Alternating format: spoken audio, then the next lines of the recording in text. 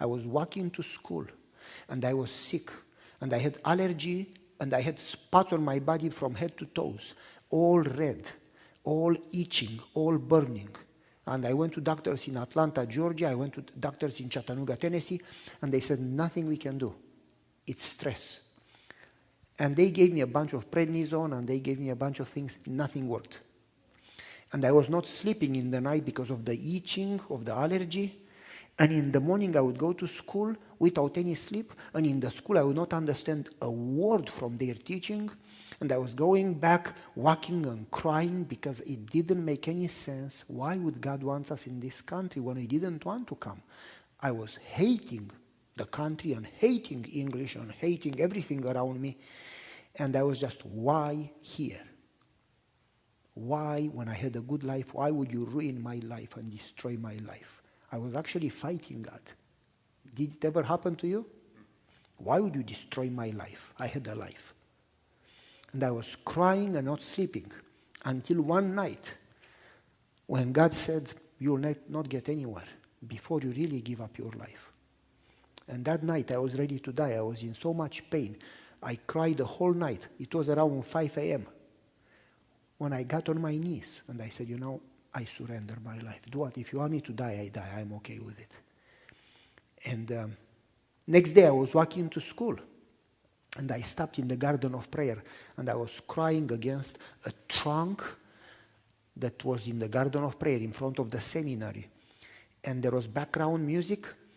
And as I put my head against that trunk, the tree trunk, and I started to cry and saying, Lord, I surrender my life. I surrender my family. I surrender my future. Do whatever you want. Your plan. I am okay to live or to die. And God spoke in my mind, it's not enough. I said, what else? He said, I want you to surrender every day the same. I will never lead you before you surrender every day. Any day that you don't surrender, I cannot lead you. Did you hear that? Elena says that surrender is a lifelong daily process. Lifelong daily process. I have the quotation in our presentation if we get there. It's a lifelong daily process. So I said, Lord, I surrender. I'm going to do it again tomorrow. And as I was praying, the dean in that time of the religion department, he came and I'm not going to go to the rest of the story. Young man, why are you crying? And I got straight, cleaned my eyes, and I put my hands like this. I said, I never cry. I said, oh, you cry. You have tears in your eyes. I said, nah, that's allergy. I don't cry. I am okay. And he said, you are too proud to acknowledge. And he was right. Because I was extremely proud and stubborn. And I kind of thought about it. You are too proud to acknowledge. I'm going to jump over the rest of the story. We finished school. God worked a miracle every day because we needed one every day. And I remember I finished school, and every morning my wife and I would get together, and every evening would get together, get the children with us. And we would kneel down together, and we would pray and say, Lord, again today we surrender our life. We want today to be fully controlled by your Spirit. I don't know what's going to happen today, but I do know that I want to be controlled by you. So please do whatever you want. I give you permission if you want me to live or die, to give up school. If you want me to lose school, I am happy to lose school. Whatever you want, I am okay with it. But I got to get the point that I was totally broken because I was not willing to surrender, not a bit. We surrender only what we are comfortable to surrender. We don't surrender all. We just sing it. I surrender all. Satan can sing the song too. He can sing beautiful. Satan has a nice voice. It's not what you sing or say. It's what you do. You hear me? And so God has to break me for me to accept to surrender. And I still have time every day to surrender. I have things when I argue because I just don't want to give up. But anyway, going back, finished school.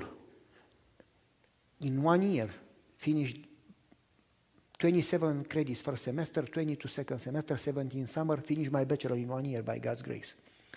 And then I had to move to Andrews. And the school called and said, you need to get out of the apartment because next week the classes start and the new students coming. You need to move out. But we didn't have an apartment in Andrews. We didn't have a place to move. So I called Andrews. And they said it's going to wait 6 months. You need to wait 6 months to get an apartment. We don't have an apartment for you. What do I do? Because school in Andrews started in a week or so. What do you do? We didn't have an apartment. So we prayed again, Lord, if you want us to go to Andrews, you provide. If not, we go wherever. And God never tells you where you go next. I hate that. He just doesn't tell you tomorrow. He will tell you today. That's it. And so you need to live by faith. You need to know Him enough from the past to trust Him in the present. You follow me? And so what we did, we prayed, and the school told us, get out. So as we prayed, that my wife was taking care of his father said, why don't you move in my house for a week until you go to Andrews? So we put our stuff in his house. We didn't have much stuff. We got it all from Samaritan Center, from the community center. It was all junk. But nevertheless, we had a bunch of books, a bunch of boxes with books, at least that, And so we moved our stuff in his garage and we lived in his house. And he got a phone call from a guy. He said, I'm coming from Florida. I go to Andrews. I drive an 18-wheeler. Florida Conference paid me to move 2 pastors that go to Andrews. I'm going to stop by to drop a round table. Your aunt sent a table for you. So I said to the driver, do you have room to put some stuff to move a young Romanian family? I was young in that time, imagine. Anyway, I was 32. Yeah. Do you have room to move a young family? He said, nope. I already filled half of my truck with the stuff from a pastor, and now I'm going to fill the other half with the stuff from the second pastor. No room. Okay. 7-8 hours later, it was rain, heavy rain. It was pouring. It was like heaven was falling down, like the fire hose. Shh, heavy rain. The truck driver stopped by the curb in front of his house. And on that drive, Pearson Drive, from the curb to the house, there is a little grass, it's kind of far. And from the house to the garage, it's even more. And we had our stuff far away at the end of the driveway. Anyway, the driver stopped the truck in rain, and he came running with something on his head with a little round table. He put it under the porch, and then he said, bye. And says, what can I do with these kids? How do I move them? He said, the second pastor changed his mind. He doesn't go to Andrews. Half of my truck is empty. But he said, I'm not going to wait until the rain stops. I have to be in Andrews tomorrow morning. I'm not going to wait until the rain stops. So my wife and I got in the street, right in the street, in the rain. We kneeled down and we said, Lord, if you want us to move, you can stop the rain. And in that second, the rain stopped. So Mr. across the street, he was a short retired pastor like Danny DeVito, really short guy. Mr. was in the garage with the door open. Next to him, a white house, very small house.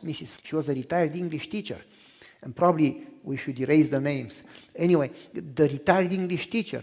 And they were watching.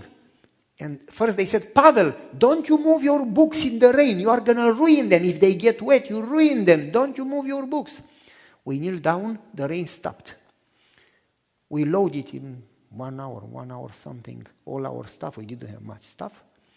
In the moment when the truck driver closed the back door, in that fraction of a second, in a split of a second, when he closed the door, it started to rain.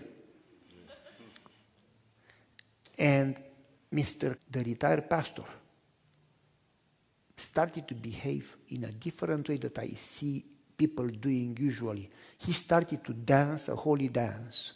He was like, wow, wow. He was going circles, And I said, are you okay? He said, I cannot help it. I've never seen, all my life been a pastor. All my life I've been teaching people, baptizing people, but I've never seen this before. And he said, this is first time when I see something like that. The rain stopped and the rain started. That's unbelievable. When the rain stopped, I thought it just happened. But right now, I don't think that way anymore. Next day, by the way, the truck driver asked me, give me the address, your address in Andrews, where I am going to put your stuff. And I said, I don't have an address. And he said, what do you want me to do with your furniture and books? I said, I don't know yet. He was like, are you kidding me? I said, no, I'm not kidding. He said, you better call me and give me an address because tomorrow morning when I go to Andrews, when I get there, I need to drop your stuff somewhere. So my wife and I prayed the whole night. And in the morning we got a phone call from Andrews. A student from Africa left and we have an apartment for you. So I called the driver 30 minutes before he got there. And I gave him the address. The pastor went from house to house telling them the story. And I asked, why do you do that? And he said, I cannot help. Now I have seen it with my own eyes. I cannot help. So listen, folks. Classmates would ask me, good students, good people, friends of mine, why would God do it for you and he doesn't do it for me? And I told them very simple. You have a salary, you are sponsored by conference so-and-so, your parents give you money, give me that money, give me that salary, and the sponsorship of the conference, the apartment is paid, the tuition is paid, the books are paid, the insurance is paid, give it to me, and then God is going to do a miracle for you.